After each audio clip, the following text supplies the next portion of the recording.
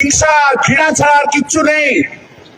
Vindictive minded. এই যে বলছি কবে আমাকেই পিটিয়ে দেবেন দেখবেন, আপনাদের সামনেই বলে দিয়ে গেলাম। একটাই কাজ, সংস্কৃতিটাকে তো নষ্ট করে দিয়েছে।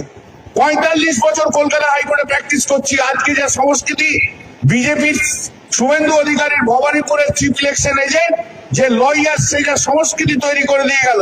৪৫ বছরের সংস্কৃতি তৈরি হয়নি।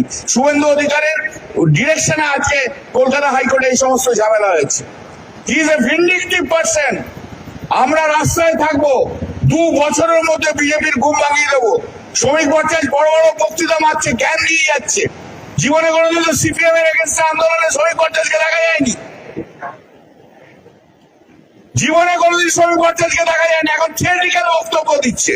অদ্ভুত একটা করেছে, একটা গ্যাং গিয়ে ভাঙছে, আরেকটা গ্যাং গিয়ে একটা গ্রুপ অফ বিজেপি যে ভাঙছে, আরেকটা গ্রুপকে পাঠিয়ে দিয়ে বলছে আমরা সব ঠিক করে দিচ্ছি। আবার যে ঠিক করছে ৩য় নম্বর গ্রুপকে যে পাঠাচ্ছে। অদ্ভুত খেলা হচ্ছে। আর ইলেকশন নিয়ে যাওয়ার পরবর্তীকালে নিঃসন্দেহে বলবো কত কিভাবে কি করে কিভাবে লুট করেছে সেটা ভবিষ্যতে বলবো। আজকে শুধু অর্ডারটা নিয়ে বললাম। Thank you, thanks to everyone.